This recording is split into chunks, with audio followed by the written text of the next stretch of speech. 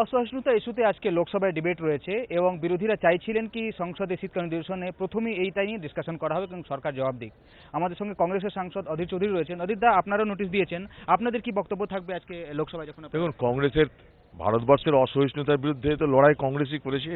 আপনারা দেখেছেন যে কংগ্রেসের নেতৃত্বে, রাহুল গান্ধীর নেতৃত্বে, সোনিয়া গান্ধীর নেতৃত্বে অসহিষ্ণুতার বিরুদ্ধে ঘরে বাইরে, পার্লামেন্টের ভেতরে বাইরে, রাষ্ট্রপতি থেকে আরম্ভ করে ভারতবর্ষের সব বর্গের মানুষের কাছে আমরা আন্দোলনে কথা বলেছি, প্রতিবাদ করেছি। পশ্চিমবঙ্গে একটা নতুন ধরনের অসহিষ্ণুতার শিকার আমরা হচ্ছি যারা বিপক্ষ দল করি।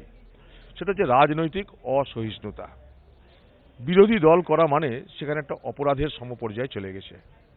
বিরোধী দলের উপর সব কিছু করা যায়, খুন, ধর্ষণ, সন্ত্রাস, লুট, আগুন, সব কিছু করা যায়। তাই অসহিষ্ণুতা একটা ফ্রেমে বন্ধ করা যায় না যে শুধুমাত্র ধর্মীয় অসহিষ্ণুতার বিরুদ্ধে লড়াই করলেই হবে, তা নয়।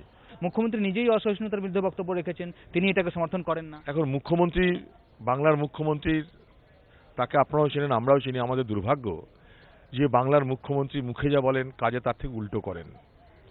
বাংলার মুখ্যমন্ত্রী যদি সহিষ্ণু হতো তাহলে সত্যি বলছি আজকে বাংলা অনেক এগোতো। আমরা বাংলার মুখ্যমন্ত্রী যেটা আশা করিনি যে তিনি এতটা অসহিষ্ণু হবেন বিপক্ষ রাজনৈতিক দলগুলোর উপরে। গত 4.5 বছরের বাংলার ইতিহাস দেখুন।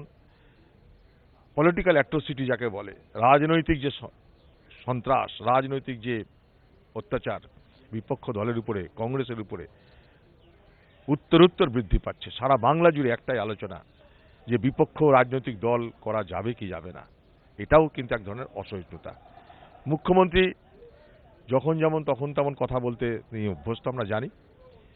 কখনো তিনি নরেন্দ্র মোদীর সঙ্গে দেখা করেন, কখনো সিদ্দিকুল্লাহ চৌধুরীর হাত ধরে মুসলিমদের তুষ্ট করার চেষ্টা করেন। তো এইগুলোর মধ্যে নাটক আছে, এইগুলোর মধ্যে সততা নেই, আমি এটা বিশ্বাস করি। ধন্যবাদ।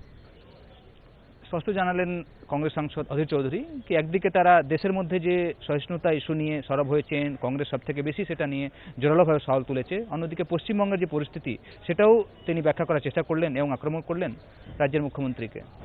ক্যামেরাম্যান সঞ্জীব কাপড়ের সঙ্গে বিজেন্দ্র সিং, এপি আনন্দ, নয়াদিল্লি।